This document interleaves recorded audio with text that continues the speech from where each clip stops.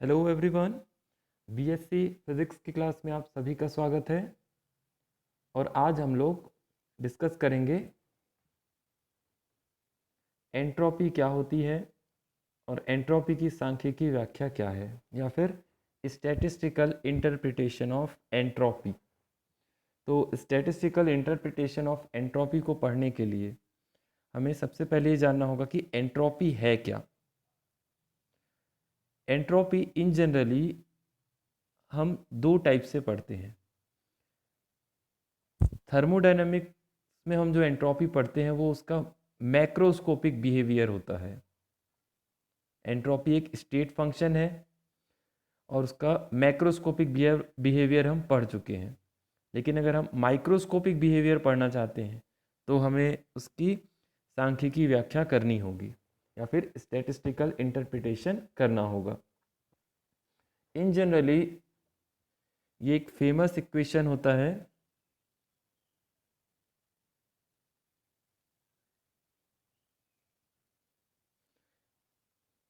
जैसे आपको दिख रहा होगा, बोल्ट्जमैन एंट्रोपी प्रोबेबिलिटी रिलेशन। मतलब कि हम क्या करेंगे, इसकी प्रोबेबिलिस्टिक अप्रोच के द्वारा एंट्रोपी को डिफाइन करेंगे।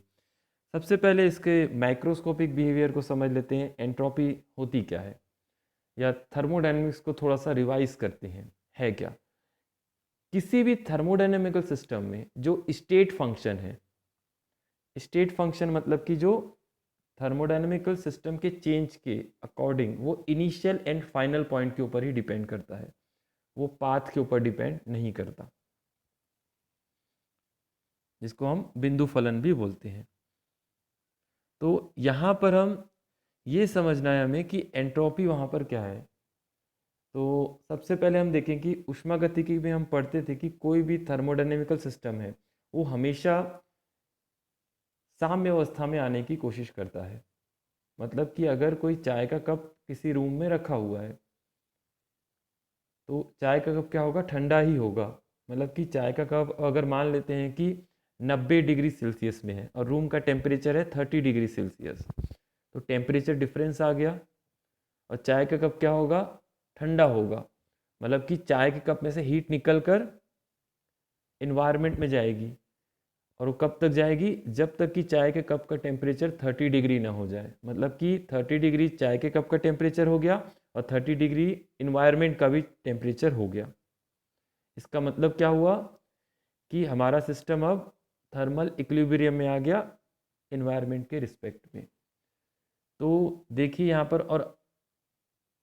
और हमेशा के लिए हमारा सिस्टम इस तरह से ही रहेगा जब तक कि उस पर कुछ एक्सटर्नल वर्क नहीं किया जाएगा, कुछ एक्सटर्नल कार्य नहीं किया जाएगा, तब तक हमारा सिस्टम 30 डिग्री सेल्सियस पर ही होगा। तो इसको हम क्या कह सकते हैं कि थर्मोडायनेमिकल अप्रोच या फिर मैक्रोस्कोपिकल अप्रोच, स्थूल अवस्था की तरह हम इसको पढ़ सकते हैं। लेकिन अगर हम बात करें कि किसी भी सिस्टम की साम्य अवस्था जो होती है, इक्विलिब्रियम स्टेट जो होती है, माइक्रोस्कोपिक लेवल पे हम कैसे बताते हैं। माइक्रोस्कोपिक लेवल पर हम बताते हैं उसको प्रोबेबिलिटी के द्वारा। हम किसी सिस्टम को लेते हैं, उसको बहुत सारे छोटे छोटे पार्ट्स में डिवाइड करते हैं और सभी को आइडेंटिकल सिस्टम मान लेते हैं, और उसके बेसिस पे हम क्या करते हैं, प्रोबेबिलिटी निकालते हैं। और प्रोबेबिलिटी निकालने के बाद जो मोस्ट प्रोबेबल स्टेट होगी, सर्वाधिक प्रसंभाव्य अवस्था होगी, उसको ही हम क्या कहते हैं, इक्विलिब्रियम स्टेट कहते हैं। क्यों? क्योंकि हमारा सिस्टम जिस स्टेट में सबसे ज़्यादा समय रहेगा उसी को हम क्या कहेंगे, साम्य अवस्था। और हमने देखा है कि इसके पहले हमने पढ़ा भी था कि जहाँ पर प्रोबेबिलिटी मैक्सिमम होती है, प्रोबेबिलिटी मैक्सिमम होती है, वहाँ पर हमारा सिस्टम क्या होता है, इक्विलिब्रियम स्टेट में होता है, हाफ हाफ डिवाइड होता है। आप इसके लिए चाहें तो एक छोटा सा एग्जांपल भी ले सकते हैं कि एक सिस्टम को आप दो पार्ट्स में डिवाइड कीजिए और दो पार्टिकल्स हैं। मान लेते हैं कि particle A and particle B. तो फर्स्ट कंडीशन क्या होगी, आप इस तरह से रख लीजिए। Second condition A B. Third condition हो सकती है कि इस तरह से। नेक्स्ट फोर्थ कंडीशन, तो देखिए यहाँ पर आपके पास 4 कंडीशन मिल गई। इसको 4 माइक्रो स्टेट कहते हैं कि हमारा सिस्टम कुछ इस तरह से वर्क कर सकता है अपनी इक्विलिब्रियम में आने के लिए। 2 माइक्रो स्टेट जो यहाँ पर इक्वली डिस्ट्रीब्यूट है, ये हमारी क्या होती है, मोस्ट प्रोबेबल स्टेट्स होती है। और इसी को हम क्या कहते हैं, साम्य अवस्था कहते हैं। क्यों? क्योंकि इन 2 स्टेट के द्वारा ही क्या होता है, हमारा सिस्टम इक्विलिब्रियम में आता है, या फिर उसकी प्रोबेबिलिटी मैक्सिमम होती है, या उस अवस्था में हमारा सिस्टम ज़्यादा समय रहता है। इसलिए उसको हम क्या कहते हैं, मोस्ट प्रोबेबल स्टेट। मतलब कि अगर प्रोबेबिलिटी मैक्सिमम है तो हमारा सिस्टम इक्विलिब्रियम स्टेट में है, हम ये कह सकते हैं। तो इसको समझना बहुत ज़रूरी है। और बोल्ट्जमैन ने यही हमें बताया था। एंट्रोपी और प्रायिकता, एंट्रोपी क्या है, हमारा मैक्रोस्कोपिकल क्वांटिटी है, और प्रायिकता क्या है, हमारा माइक्रोस्कोपिकल क्वांटिटी है। मतलब यहाँ पर ये जो इक्वेशन है एक ब्रिज का काम करता है थर्मोडायनेमिक्स एंड क्वांटम फिजिक्स में। मतलब कि classical physics and quantum physics में स्टैटिस्टिकल मैकेनिक्स क्या करता है, आपका एक ब्रिज का काम करता है, और ये एक ब्रिज इक्वेशन है। लेफ्ट हैंड साइड देखिए, इसमें क्या दिख रहा है आपको, एस। एस क्या है, एंट्रोपी। एंट्रोपी कौन सा फंक्शन है, थर्मोडायनेमिकल है। और यहाँ पे डब्ल्यू क्या है आपका, यहाँ प्रोबेबिलिटी फंक्शन है, प्रायिकता है। तो प्रायिकता क्या है आपकी, माइक्रोस्कोपिकल क्वांटिटी है। तो इसलिए कह रहे हैं कि जो मैक्रोस्कोपिक क्वांटिटी एस है वो किसके प्रोपोर्शनल है, प्रोबेबिलिटी जो माइक्रोस्कोपिकल क्वांटिटी है, इसलिए इसको ब्रिज कहा जा रहा है। तो यहाँ पर हम एंट्रोपी को क्या करेंगे, फंक्शन मानेंगे प्रोबेबिलिटी का। क्योंकि एंट्रोपी को यहाँ अगर समझना चाहें एंट्रोपी है क्या, तो इसको समझने के लिए हमें सबसे पहले ये ध्यान देना पड़ेगा कि, फिर से मैं एग्जांपल आपको ले रहा हूँ। जैसे देखिए कि एक चाय का कप रखा हुआ है, गर्म है 90 डिग्री सेल्सियस पे। तो एंट्रोपी डिफाइन कैसे होती है, इसको थोड़ा समझ लेते हैं। Change in entropy is equal to dq upon t। Change in heat at constant temperature is called the entropy. Change in entropy means किसी भी सिस्टम में एंट्रोपी चेंज कैसे होगी। यहाँ पर ये समझें तो कि चाय के कप में से हीट, जितनी हीट निकलेगी पर्टिकुलर टेम्परेचर पे, जितनी amount of heat 90 degree Celsius पे निकलेगी, उतनी ही एंट्रोपी उस सिस्टम की चेंज हो जाएगी, उस चाय के कप की चेंज हो जाएगी। मतलब कि अगर मान लेते हैं कि 90 से वो 70 डिग्री हो गया, तो 70 डिग्री सेल्सियस पर जितनी अमाउंट ऑफ हीट निकली सिस्टम में से, चाय के कप में से, उसको हम क्या करेंगे, कहेंगे अमाउंट ऑफ हीट या अमाउंट ऑफ एंट्रोपी, ये कह सकते हैं। या अमाउंट ऑफ हीट को हम क्या बोल सकते हैं, change in entropy at particular और कांस्टेंट टेम्परेचर। तो हम यहाँ क्या करेंगे, सिंपल सा, बोल्ट्जमैन के अकॉर्डिंग किसी निकाय में परिवर्तन इस प्रकार होता है कि वह सर्वाधिक प्रसंभाव्य अवस्था ग्रहण करे, जो कि निकाय की सर्वाधिक एंट्रोपी की अवस्था होती है। सर्वाधिक एंट्रोपी की अवस्था हो क्योंकि पर्टिकुलर हर एक टेम्परेचर पे 90, 90, 89, 88 ऐसा टेम्परेचर उसका गिरता रहेगा, और लास्ट में वो 30 डिग्री होगा। तो इसकी एंट्रोपी में भी क्या हो रहा है, चेंज आ रहा है। तो वो जो मोस्ट प्रोबेबल या सर्वाधिक प्रसंभाव्य अवस्था ग्रहण करेगा, वही उसकी एंट्रोपी की अवस्था होगी, ये कह रहे हैं।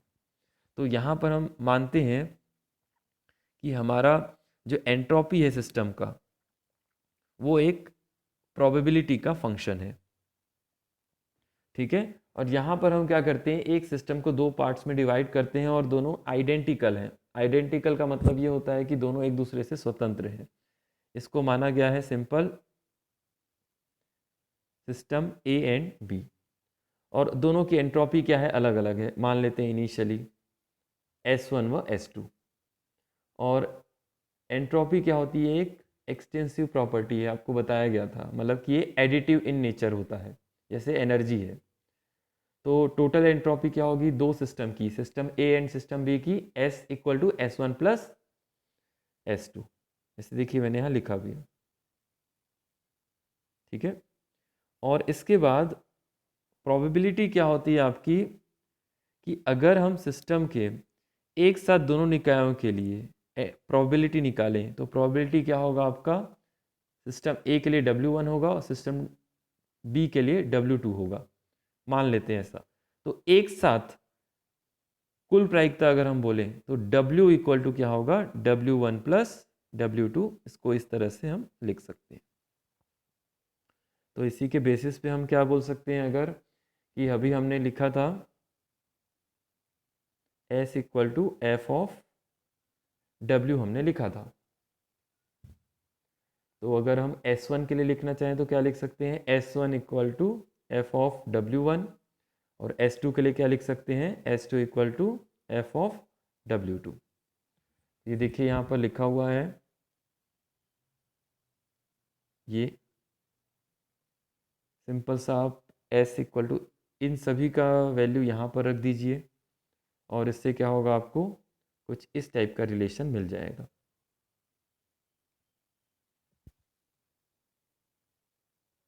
ठीक है, इसमें स्टेप आप देख लीजिए एक बार ध्यान से, या आप कॉपी निकाल लीजिए, साथ साथ में लिखते भी जाइए तो वो ज़्यादा अच्छा होता है।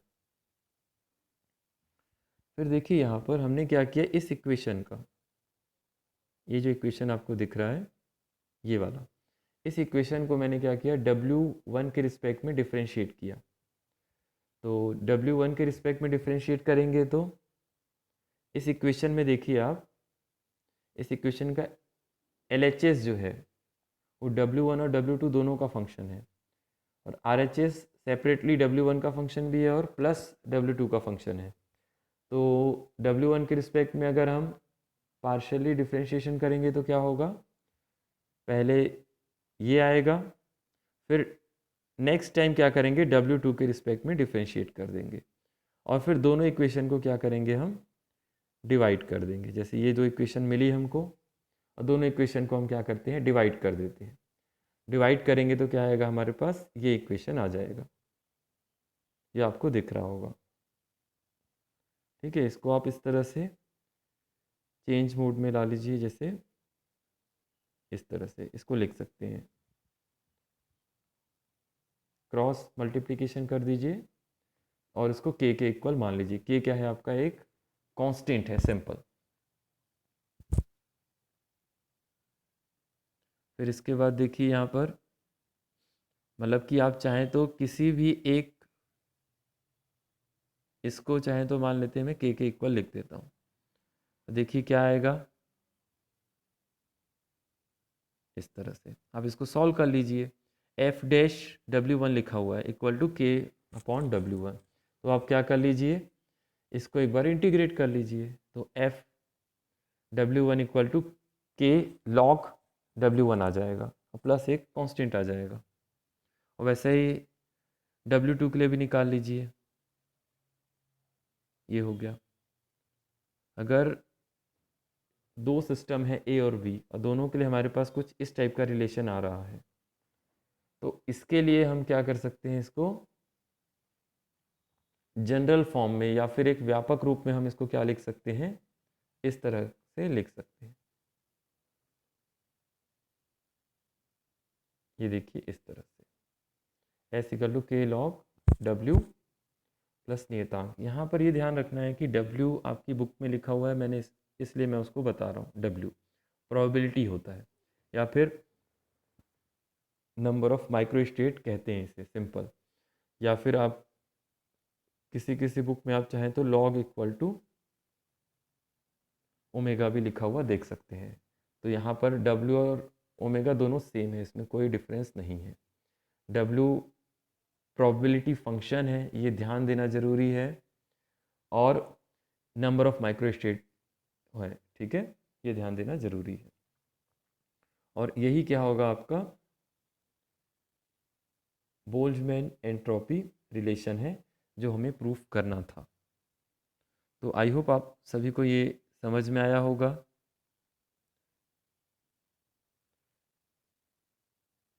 तो इसको आप फिर तैयार करके रखिए, फिर नेक्स्ट क्लास में हम क्या करेंगे, बोल्ट्जमैन का कैनोनिकल वितरण नियम को पढ़ेंगे। Thank you.